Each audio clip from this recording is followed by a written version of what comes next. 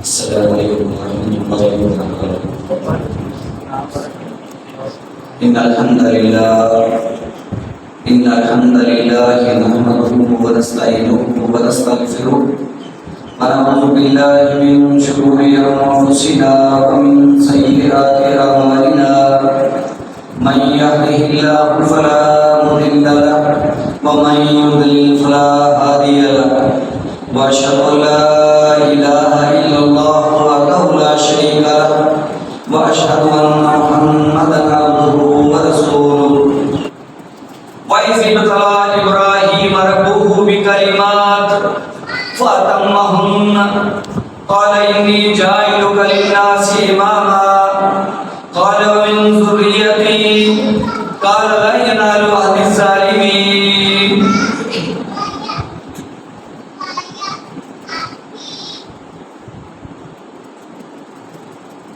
اللہ سبحانہ و تعالی نے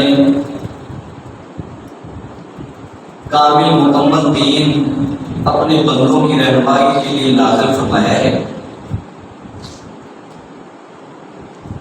کیونکہ ملت اس دین کو کہتے ہیں جو اللہ پاک اپنے کسی پیغمبر کے اوپر لوگوں کی رہنمائی کے لیے دستور اور ضابطہ نازل فرماتے ہیں۔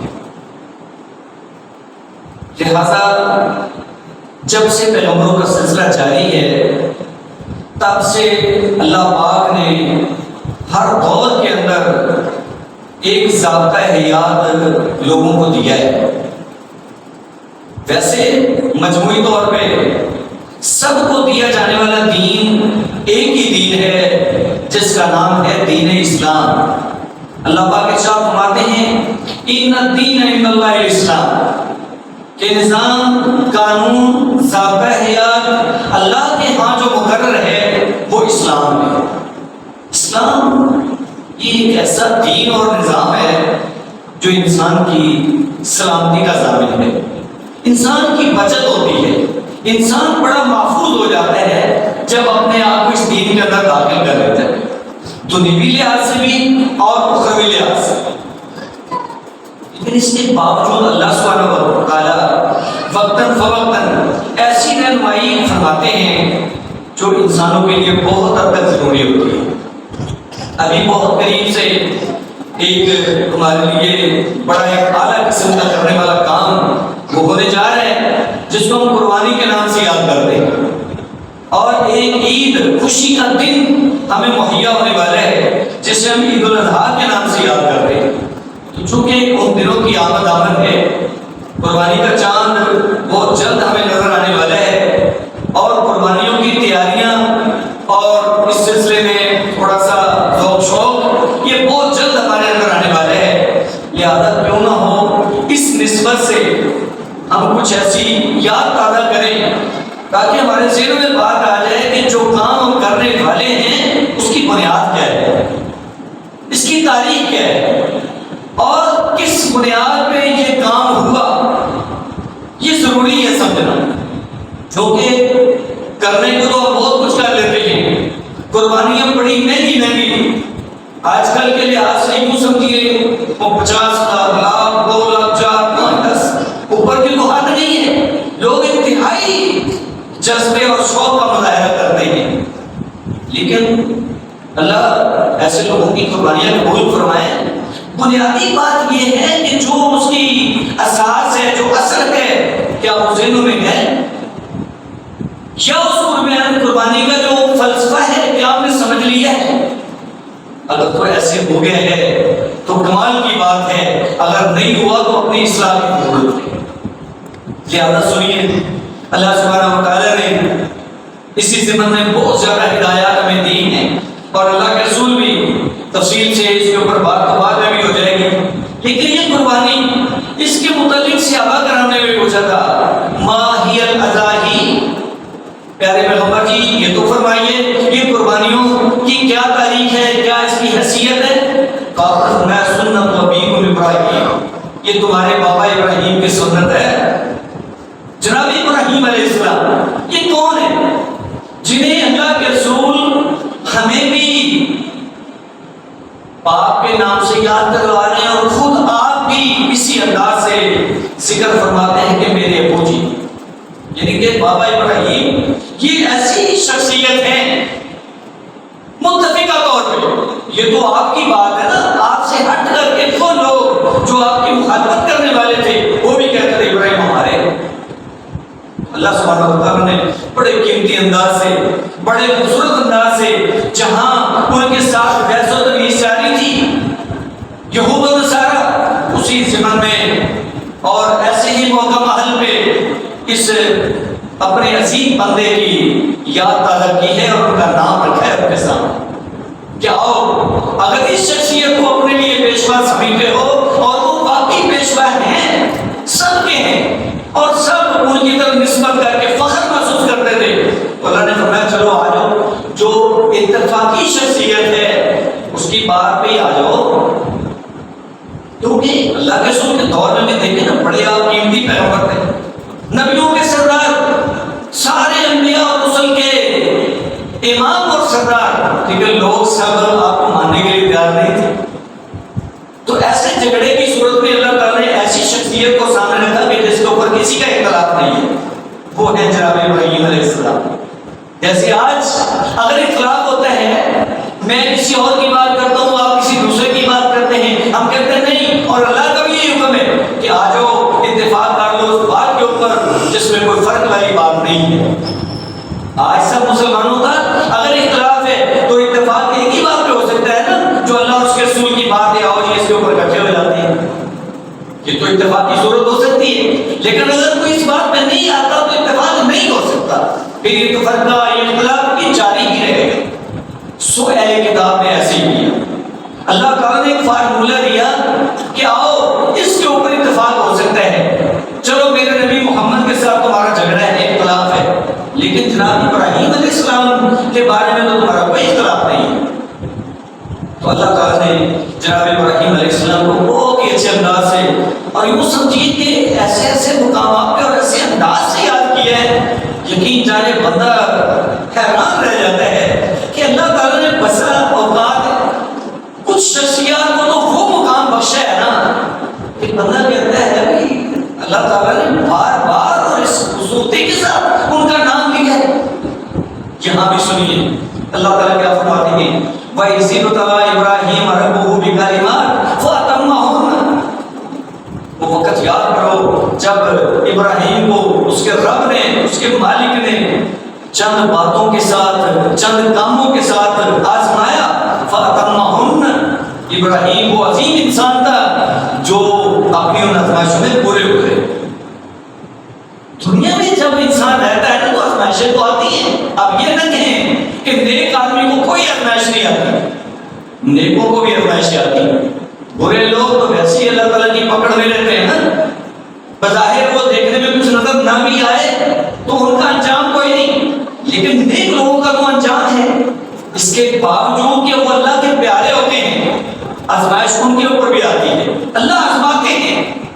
تو یہاں ایسے ہو رہا ہے، یہ آزمائشیں کمال کی آزمائشیں تھیں، بڑی سخت قسم کی آزمائشیں تھیں کہ کسی آزمائش کو تو اللہ تعالیٰ خود فرماتے ہیں کہ یہ بہت بڑی آزمائش ہے۔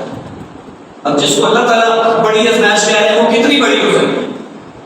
لہٰذا اللہ پاک نے احکام شریعت دے کر کے، مناسک حج دے کر کے، اور بیٹے کو ذبح کرنے کے حوالے سے رہنمائی دے کر کے آزمایا، اور ہجرت کر کے جناب ابراہیم علیہ السلام نے اپنے آپ کو پیش کیا، اپنے آپ کو وہ جو نمرود نے آگ جلائی تھی کہ اس کے اندر ان کو پھینک دو تاکہ بات ساری ختم ہو جائے، اپنے آپ کو سپرد کیا آگ کے شعلوں۔ یہ چھوٹی چھوٹی باتیں نہیں ہیں، اپنا علاقہ چھوڑنا، اپنے آپ کو آگ کے اندر ڈال دینا، اور بیٹے کی گردن پہ چھری رکھ دینا، اور ہجرت کرنا، اپنا علاقہ وطن چھوڑ کر کے بیوی بچے کو جنگل اور بیابان میں چھوڑ کے آ جانا۔ ان میں سے ہم ایسے لوگ ہیں کہ جنہیں ایک کام بھی کرنا پڑ جائے وہ ہم کبھی نہ کر سکے، ایسے ہی اللہ تعالیٰ نے ان کی تعریف فرمائی۔ تو اللہ پاک نے اپنے اس بندے ابراہیم کی آزمائش فرمائی، فَأَتَمَّهُنَّ، جناب ابراہیم پورا اترے، ان آزمائشوں کو پورا کیا۔ اب نتیجہ کیا نکلتا ہے؟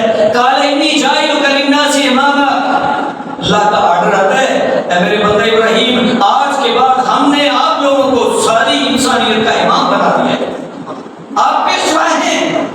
اور کمال کی بات ہے، ابراہیم علیہ السلام کے بعد جتنے بھی انبیاء آئے ہیں آپ کی لڑی سے آئے ہیں، آپ کی اولاد سے آئے ہیں، آپ کی نسل سے آئے ہیں،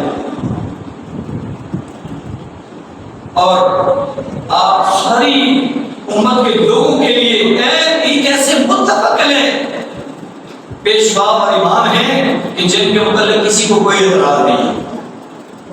یہود کہتے ہیں وہ ہمارے تھے، عیسائی کہتے ہیں وہ ہمارے تھے، مشرکین مکہ اس بات کے دعوے دار تھے کہ ہم ابراہیم کی اولاد ہیں، وہ ہمارے تھے، اور مسلمان تو تھے ہی اصل میں ان کے، اور مسلمان اس بات کا دعویٰ کر سکتے تھے کہ ابراہیم ہمارے ہیں، کیونکہ انہی کی ملت کو لے کر چلنے والے اور انہی کے منشور اور دستور کو لے کر چلنے والے وہ یا مسلمان تھے، یا مسلمانوں کا پیغمبر محمد تھا صلی اللہ علیہ وسلم۔ اس ساری باتوں کی وضاحت قرآن مجید کے اندر موجود ہے۔ اللہ تعالیٰ فرماتے ہیں قال انی جاعلک للناس اماما، ہم آپ کو امام بنا رہے ہیں، پیشوا بنا رہے ہیں۔ اب جو فطرت کے اندر بات شامل ہوتی ہے، کسی انسان کو کوئی عنایت ہوتی ہے دنیوی لحاظ سے یا اخروی لحاظ سے، انسان اس بات کا خواہشمند ہوتا ہے کہ میری اولاد کے اندر بھی سلسلہ چلتا رہے، یہ مال کا سلسلہ ہے، گھر کا سلسلہ ہے، کوئی بھی ہے۔ ہر والدین، ہر باپ اپنی اولاد کے بارے میں فکر مند ہوتے ہیں کہ جو چیز مجھے ملی ہے وہ میری اولاد کو بھی مل جائے، میں نے اچھا وقت گزارا ہے، میری اولاد کا وقت بھی اچھا گزر جائے۔ تو فوراً اس بات کا اظہار کیا، قال من ذریتی، اللہ جی میری اولاد کے اندر بھی یہ سلسلہ رہے گا، میری ذریت کے اندر یہ جو آپ کا انعام ہے امامت والا، یہ سلسلہ باہر رہے گا۔ قال لا ینال عہد الظالمین، کہا بالکل یہ بات ٹھیک ہے، ہماری طرف سے اعلان ہے، ہم نے آپ کو امام اور پیشوا بنا لیا ہے، آپ کی اولاد کے اندر بھی یہ سلسلہ جاری رہے گا، اور اللہ نے رکھا، لیکن فرمایا جو ظالم بن جائے گا، جو ہمارے عہد سے پھر جائے گا، اس کے ساتھ ہمارا وعدہ نہیں ہے۔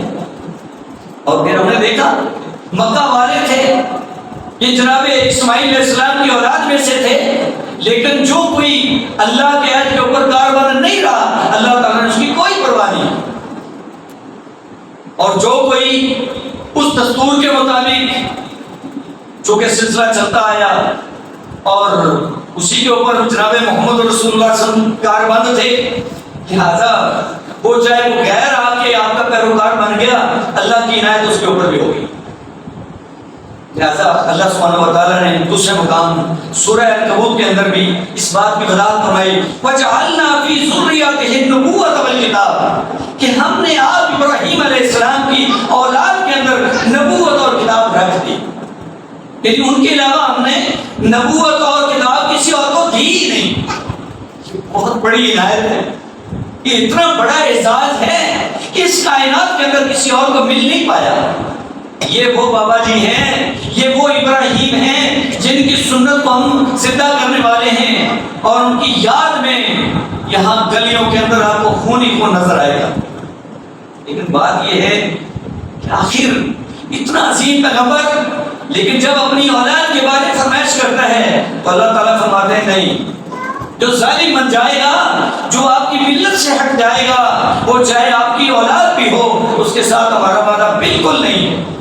اور پیارے پیغمبر صحیح مسلم کے اندر فرماتے ہیں من بدأ به عمله لم یسر به نسبه، جس کے عمل نے اس کو پیچھے کر دیا، اس کا نسب، اس کا خاندان اور اس کی لڑی اس کو بچا نہیں سکے۔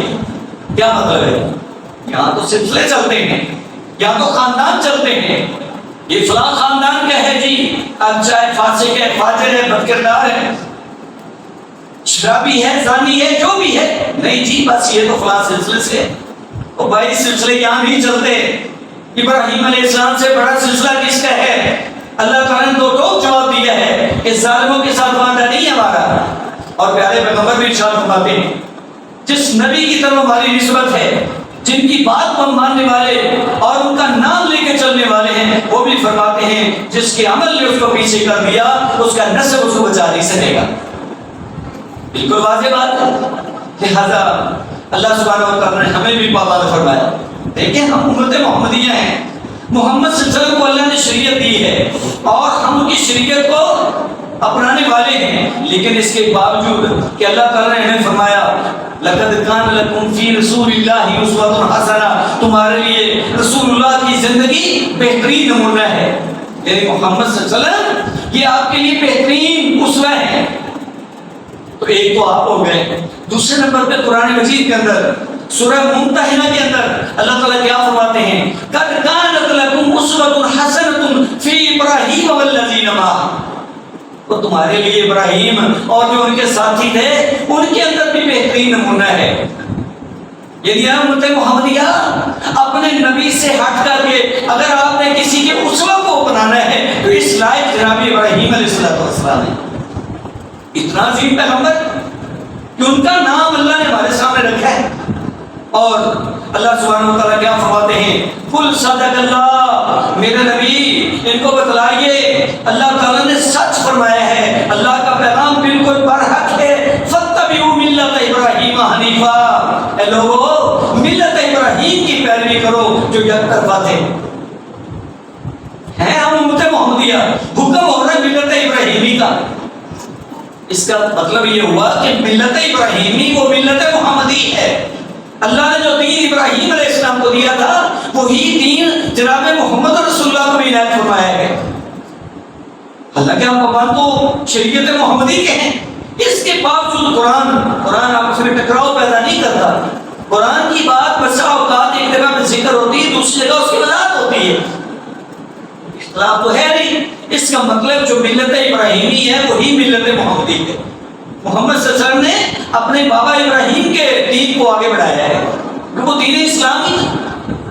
جن لوگوں نے اختلاف کیا وہ لوگ اس دین سے ہٹ کر کے رہ گئے اور غیروں کے پجاری بن گئے، جبکہ ابراہیم علیہ السلام یہ جو کام میں نے پہلے پارے کے آخر سے آپ کے سامنے تلاوت کیا نا کہ اللہ تعالیٰ نے اپنے بندے ابراہیم کی آزمائش کی چند چیزوں کے ساتھ، تو آپ ان کے اوپر پورا اترے، اللہ نے آپ کو انعام سے نوازا۔ اس کے بعد یہاں ایک موقع پر جو ہے نا تقریباً 10 دفعہ اللہ پاک نے بالکل ساتھ ساتھ جناب ابراہیم علیہ السلام کا ذکر فرمایا ہے، اور آپ کا تذکرہ قرآن مجید کے اندر کتنا زیادہ ہے، 69 مرتبہ جناب ابراہیم علیہ السلام کے نام کا ذکر ہوا ہے پورے قرآن مجید کے اندر، ایک کام 70، یہ تھوڑا تذکرہ نہیں ہے، ابراہیم ابراہیم ابراہیم ہی ہو رہی ہے۔ تو یہاں اس ایک مقام کے اوپر 10 مرتبہ اللہ تعالیٰ اپنے بندے کا ذکر فرماتے ہیں، یہ نام ایسے ہی نہیں آ جاتے۔ تو ان کے اندر ایک بات تھی، لہٰذا اس کے اوپر بات تو خیر آگے لمبی ہے، چل رہی ہے، پہلی کتاب کے ساتھ وہ مخالفت پیارے پیغمبر کی، اس کے اوپر بہت ساری باتیں ہوئی ہیں، کچھ ان کے اعتراضات، کچھ اس کی تفصیلات، یہ ساری باتیں اللہ سبحانہ و تعالیٰ یہاں پہ ذکر فرماتے ہیں، اس کا وقت نہیں ہے یہاں پہ، وہ بہت تفصیلی اور لمبی بات ہے۔ وہ ہم اس بات کو لے رہے ہیں ابراہیم علیہ السلام کی شخصیت اور آپ کے اندر کیا کمال تھا کہ اللہ تعالیٰ نے ہمیں فرمایا کہ تمہارے لیے ابراہیم علیہ السلام اور ان کے ساتھیوں میں بہترین نمونہ ہے۔ انہوں نے کیا کیا؟ انہوں نے دو ٹوک اپنی قوم سے کہا تھا کہ ہم تم سے بھی بیزار ہیں اور جن کی تم اللہ کے سوا پوجا کرتے ہو ہم ان کو بھی نہیں مانتے ہیں، ہمارے اور تمہارے درمیان دشمنی اور نفرت ہی رہے گی حتیٰ تؤمنوا باللہ وحدہ، حتیٰ کہ تم بھی ایک اللہ کو ماننے والے بن جاؤ۔ یہ تھا اختلاف جناب ابراہیم علیہ السلام اور ان کے ماننے والوں کا اپنی قوم کے ساتھ، کہ وہ اللہ کے سوا غیروں کے پجاری تھے، ابراہیم علیہ السلام ایک اللہ کے پجاری تھے، اور دو لوگ واضح حکومت سے ٹکر لی، سارے لوگوں کے سامنے اس بات کا اقرار کیا کہ ہم لوگ نہیں مانتے تمہارے ان دیوتاؤں کو اور ان معبودوں کو جن کی تم پوجا کرتے ہو، اور ہمارے اور تمہارے اور ان معبودوں کے درمیان ہماری دشمنی ہی رہے گی، ہم کبھی نہیں تسلیم کریں گے۔ یہ کھلم کھلا اعلان، یہ تو معمولی سی بات نہیں ہے۔ آج ہمیں یہ کام مشکل لگتا ہے، ہم ہیں ابراہیمی، ہیں ہم سنت ابراہیم کے اوپر عمل کرنے والے، ہیں ہم محمدی، لیکن یقین جانیں شاید ہم نے اس تاریخ کو پڑھا نہیں ہے، شاید اپنے پیارے نبی کی سیرت کو ہم نے پورے طور پہ سمجھا ہی نہیں ہے۔ لہذا آج وہی خرابی جو ابراہیم علیہ السلام کی قوم کے اندر تھی، وہی خرابی جو یہود اور نصارہ کے اندر تھی، وہ آج ہمارے اندر بھی پائی جا رہی ہے۔ وہی خرابی جو مشرکین مکہ کے اندر تھی وہ ہمارے اندر موجود ہے۔ تو اللہ سبحانہ و تعالیٰ اس بات کی وضاحت فرماتے ہوئے بڑے کھلے انداز سے فرماتے ہیں کہ وہ لوگ بھی اس بات کے دعوت دار تھے، ابراہیم ہمارے، ابراہیم ہمارے، ابراہیم ہمارے. تو اللہ تعالیٰ نے جواب کیا دیا؟ ما کان ابراہیم یہودیا ولا نصرانیا ولکن کان حنیفا مسلما وما کان من المشرکین. وہ مکہ والو، ابراہیم مشرک نہیں تھے. یہود، اس بات کو نوٹ کر لو، ابراہیم علیہ السلام یہودی نہیں تھے. اور نصارا، یہ بات ذہن میں رکھ لو، ابراہیم علیہ السلام عیسائی نہیں تھے. ولیکن کان حنیفا مسلما، وہ یک طرفہ مسلمان. یہ حنیف کا معنی کیا ہے؟ سب دینوں کو چھوڑ کر کے ایک دین کو اختیار کرنے والے، سب غیروں کی نفی کرتے ہوئے ایک اللہ کے پجاری. یہ ہے حنیفہ. تو جناب ابراہیم علیہ السلام حنیف تھے، اسی لیے ہمیں بھی اس بات کا حکم ہوا، قل صدق اللہ فاتبعوا ملت ابراہیم حنیفا. یہ بات نوٹ کر لو، میرے پیغمبر کو بتلا دو کہ اللہ تعالیٰ کی بات سچی ہے. تم سب نے ملت ابراہیمی کی پیروی کرنی ہے جو یک طرفہ تھے، ان کے اندر کوئی دوسری پالیسی تھی نہیں. یہ نہیں کہ یہ بھی ٹھیک ہے، وہ بھی ٹھیک ہے، ادھر بھی جھک جاؤ، ادھر بھی جھک جاؤ، اس سے بھی مانگ لو، وہ بھی دینے والا ہے، یہ بھی تمہیں پالنے والا ہے، وہ بھی تمہیں پالنے والا ہے. اس انداز سے یہود و نصارہ کے مشرکین مکہ کی نفی کی ہے. فرمایا یہود و نصارہ وہ تمہارے عقیدے پہ نہیں تھے. اور یہود تم کہتے ہو عزیر اللہ کے بیٹے ہیں، جیسے اللہ ہمیں پالتے ہیں ایسے ان کا بیٹا بھی ہمیں پالتا ہے. اور نصارہ تم بھی کہتے ہو عیسیٰ علیہ السلام اللہ کے بیٹے ہیں، وہ ہمارے رب ہیں. تو یہ بات غلط ہے. وہ مشرکین مکہ، تم نے بھی اللہ کے بندے مقابل بہت سارے کھڑے کر رکھے ہیں، ہر روز ایک نئے کے سامنے جھکتے ہو، ہر فرمائش پوری کروانے کے لیے کسی دوسرے کے پاس جاتے ہو. میں ایسے معاملہ نہیں ہے جو تم سمجھ بیٹھے ہو، بلکہ صرف ایک ہے، قل هو اللہ احد، اس ایک کے علاوہ کوئی ہے نہیں. یہ ذہن بنانا اور اس کو اختیار کرنا یہ بہت ضروری ہے. ایسے نہیں چلے گا نظام، ہاں جی سب کچھ ٹھیک ہے جی. اور اس بارے میں بھی اللہ سبحانہ و تعالیٰ نے سورہ آل عمران کے اندر بڑی تفصیل کے ساتھ بات کی ہے کہ اس کے علاوہ تمہارا کوئی رب نہیں ہے.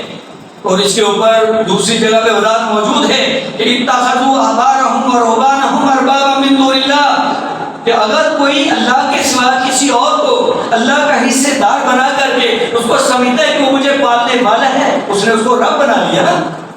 اور ایسے بہت سارے لوگ آج اس امت محمدیہ کے اندر آپ کو ملیں گے، ہمارے معاشرے کے اندر ملیں گے. کوئی کہے گا مجھے وہ پالتا ہے، کوئی کہے گا مجھے وہ پالتا ہے.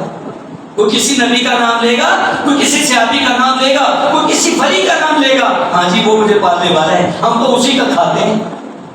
اور ظالم انسان جو تمہیں دینے والا ہے، جو کھلانے والا ہے، وہ تمہیں یاد نہیں ہے، جس نے تمہیں ایسے حالات میں بھی کھلایا اور پلایا اور پالا کہ جب کسی کو خبر بھی نہ تھی کہ تو کہاں پہ ہے. اب تو بڑا ہو گیا ہے تو بڑی باتیں کرتا ہے کہ آپ جناب مجھے تو فلاں پالتا ہے، میں تو فلاں کا کھاتا ہوں. بھائی اللہ ہے کھلانے والا، اللہ ہے سب کا داتا، اللہ ہے سب کا رب. رب کا معنی مفہوم بہت وسیع ہے. اس کا معنی مالک کا بھی ہے، اس کا معنی پالنے والے کا بھی ہے. لہذا یہ ضروری ہے کہ کسی بھی شریعت کے اندر یہ چیز لاگو رہی کہ آپ لوگوں کا رب صرف وہ ایک اللہ ہے. لہذا کسی اور کو ارباب بنانا، یہ سمجھنا یہ بہت بڑا جرم ہے. تو اللہ تعالیٰ نے فرمایا اتخذوا احبارهم ورهبانهم اربابا من دون اللہ، انہوں نے اپنے علماء کو اور اپنے راہب جو صوفی لوگ عبادت گزار تھے ان کو رب بنا لیا اللہ کے علاوہ. ماں کی عائشہ فرماتی ہے کہ کیسے انہوں نے اپنا رب بنا لیا. آپ نے فرمایا کہ جس چیز کو وہ حلال کہتے تھے وہ حلال سمجھ لیتے تھے، جس کو حرام کہتے تھے حرام سمجھ لیتے تھے. تو یہ حلال حرام کا اختیار جو ہے یہ بھی اللہ کے پاس ہے، کسی اور کے پاس نہیں ہے کہ جس کو مرضی جو مرضی کو بنایا جائے. جبکہ ہمارے ہاں ہم نے تو یہ ساری چیزیں اپنے اختیار میں لے رکھی کہ ہم جو مرضی کریں. لہذا ہر لحاظ سے عبادت کے لائق اللہ تعالیٰ ہے، اس کا کوئی شریک نہیں ہے، اور صرف اسی کا ہو جانا یہ دین حنیف پہ عمل کرنا ہے. اور اس کے علاوہ کسی کو یہ قانون کا اختیار دینا یہ بھی سراسر غلط ہے اور دوسرے کو رب بنانے والی بات ہے. اللہ سبحانہ و تعالیٰ نے اس بات کی وضاحت فرمائی فَاتَّبِعُوا مِلَّةَ إِبْرَاهِيمَ حَنِيفًا وَمَا كَانَ مِنَ الْمُشْرِكِينَ۔ ابراہیم یک طرفہ تھے، وہ مشرک نہیں تھے، اللہ کے ساتھ کسی اور کو پوجنے والے یا جھکنے والے بالکل نہیں تھے۔ دوسرے مقام پہ اللہ تعالیٰ اپنے پیغمبر کو بھی پابند فرماتے ہیں۔ پیارے پیغمبر محمد صلی اللہ علیہ وسلم نبیوں کے سردار ہیں، لیکن اس کے باوجود آخر کیا کمال کی بات ہے؟ اللہ فرماتے ہیں ثُمَّ أَوْحَيْنَا إِلَيْكَ، میرے نبی ہم نے آپ کی طرف بھی یہ مسئلہ بطور وحی بھیجا أَنِ اتَّبِعْ مِلَّةَ إِبْرَاهِيمَ حَنِيفًا، کہ آپ بھی ملت ابراہیم کی پیروی کریں جو یک طرفہ تھے۔ یہ اصل میں اختلاف کا حل ہے، کیونکہ آپ کے دور میں اختلاف کرنے والے بہت زیادہ لوگ تھے۔ اللہ نے ایسی شخصیت کا نام لیا جس کے اوپر کسی کو تکلیف نہیں ہے، کسی کو اعتراض نہیں ہے، لیکن بات یہ ہے کہ اس شخصیت کا دین کو اختیار کرو، اس شخصیت کا دین کو تو اپناؤ۔ وہ تو یک طرفہ مسلمان تھا، ایک اللہ کا پجاری تھا، وہ کسی غیر کی طرف مائل ہونے والا نہیں تھا، ایک اللہ کے لیے وہ سب سے ٹکرا گیا، اپنی جان آپ کے شعلوں کے سپرد کر دی، اپنے بیٹے کی گردن پہ چھری رکھ دی، اس بات کو ثابت کیا کہ میرے اوپر اگر حکم چلتا ہے ایک اللہ کا چلتا ہے، اس کے علاوہ میں کسی کی بات نہیں مانتا۔ کیا آج ہماری وہ کیفیت بن چکی ہے؟ کیا اس طریقے سے اپنے اختلاف کا حل امن چاہتے ہیں؟ میرے خیال میں ہم تو ماننے والے نہیں۔ ادھر سے یہ باتیں جو اللہ تعالیٰ بار بار ارشاد فرما رہے ہیں وہ ہم سمجھنے والے نہیں ہیں، لیکن قربانی بڑے شوق سے کریں گے۔ اور بھائی قربانی کرنے سے پہلے اپنی اصلاح کر لیں، پھر یہ قربانی قابل قبول ہوگی اور اس کا رزلٹ ملے گا، اس کی قیمت پڑے گی۔ سنیے پیارے پیغمبر، جیسے اللہ نے آپ کو پابند فرمایا کہ آپ بھی ملت ابراہیم کے پابند ہو جائیں، وہ یک طرفہ تھے۔ آپ فرماتے ہیں اِنَّ لِكُلِّ نَبِيٍّ مُلَاقٍ، ہر نبی کے لیے کچھ دوست ہوتے ہیں، کچھ تعلق والے ہوتے ہیں مِنَ النَّبِيِّينَ، نبیوں میں سے۔ اور آپ فرماتے ہیں اِنَّ وَلِيِّي مِنْهُمْ، ان انبیاء میں سے میرا دوست کون ہے؟ ابی و خلیل ربی عز و جل، میرے ابو اور میرے رب کے خلیل جناب ابراہیم علیہ السلام ہیں۔ کمال کی بات ہے پیارے پیغمبر جناب محمد رسول اللہ صلی اللہ علیہ وسلم، اتنا شان آپ کو ملا ہے، لیکن آپ کس کی طرف نسبت کر رہے ہیں، کس کو اپنا دوست بنا رہے ہیں؟ ہمیں بھی یہ بات سمجھنا چاہیے نا۔ آخر کوئی بات تو ہے جس کی بنیاد پہ اللہ تعالیٰ نے ان کو اتنا اعزاز بخشے ہے کہ پیارے پیغمبر کو بار بار یہ بات سمجھائی جا رہی ہے کہ اپنی امت کو بھی یہ بات سمجھا دو، اے محمد خود بھی اس کے اوپر عمل کر پاؤ۔ اور پھر سنیے اللہ سبحانہ و تعالیٰ نے کمال کر دی، اللہ فرماتے ہیں من احسن دینا، اس شخص سے اچھا دین کس کا ہو سکتا ہے؟ ممن اسلم وجهه للہ، جس نے اپنا چہرہ اللہ کے لیے فرما بردار کر لیا، وہ محسن، اور وہ احسان کرنے والا ہے، اللہ کو خوش کرنے کے لیے نیک عمل کرنے والا ہے۔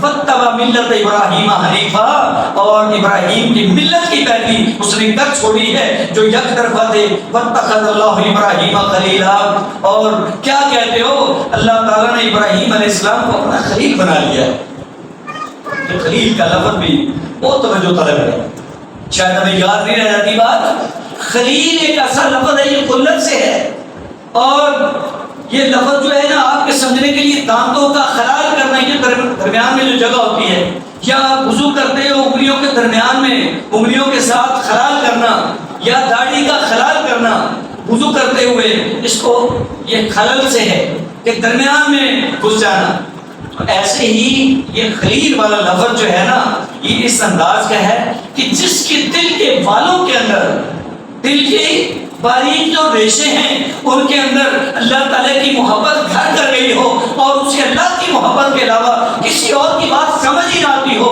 وہ ہوتا ہے خلیل۔ تو اللہ کے رسول فرماتے ہیں یہ خلیل والا جو لقب ہے نا، اور یہ جو اعزاز ملا ہے، یہ میں محمد کو ملا ہے یا میرے بابا ابراہیم کو ملا ہے۔ یہ پورے انبیاء میں سے بہت سارے لوگ بہت سارے نام لیتے ہیں، حبیب اللہ وغیرہ وغیرہ، لیکن سن لیجئے یہ خلیل کا لفظ ایسا لفظ ہے کہ جناب محمد صلی اللہ علیہ وسلم اور جناب ابراہیم علیہ السلام انہوں نے اپنے رب کو خلیل بنایا ہے، اور اللہ تعالیٰ نے ان کو اس اعزاز سے نوازا ہے کہ یہ اعزاز کسی اور کو مل ہی نہیں پائے۔ اس سے بھی یہ بات ثابت ہوتی ہے کہ جناب محمد ہوں یا ہمارے بابا ابراہیم ہوں، ان کی دل کی گہرائیوں کے اندر اللہ کی محبت کے علاوہ کسی اور کی محبت سمائی نہیں ہے۔ اس سے کئی نتیجہ ہے نا، حضرت محمد صلی اللہ علیہ وسلم نے کون سی قربانی نہیں دی، اور جناب ابراہیم علیہ السلام دیکھ لیجئے، بیٹے کی گردن پہ چھری رکھ دینا، یہ تو معمولی سی بات تو نہیں ہے۔ اپنے آپ کو آگ کے شعلوں کے سپرد کر دینا، یہ چھوٹی سی بات تو نہیں ہے۔ ہمیں تو تھوڑی سی تکلیف آ جائے تو سب کو چھوڑ دینے والے ہیں، پھر کسی کی بات سمجھ نہیں آتی۔ لہذا یہ ہے اصل میں سمجھنے والی بات۔ اللہ تعالیٰ میں اس کی توفیق دے۔ ہم جو کام کرنے جا رہے ہیں اس کام کی بنیاد میں، اس کی طے میں، اور اس کا فلسفہ اور حکمت اور اس کی تاریخ یہ ہے کہ جناب ابراہیم علیہ السلام کی یاد ہے۔ تو جب ابراہیم علیہ السلام کی یاد تازہ کریں گے، ابراہیم علیہ السلام والا طریقہ یہ قرآن و سنت کے مطابق، میری زبان سے نہیں، یا میں کوئی اپنے بات سے یہ فرضی بات نہیں کر رہا، بلکہ یہ ہے اللہ تعالیٰ کے حکم کے مطابق، اس کے مطابق عمل کرنا ہمارے ضروری ہوگا۔ یہ نہیں ہے کہ خالی قربانی کر لینا، یہ تو بڑے ہم نے جذبے کا اظہار کر لیا، خرچ بھی کر لیا،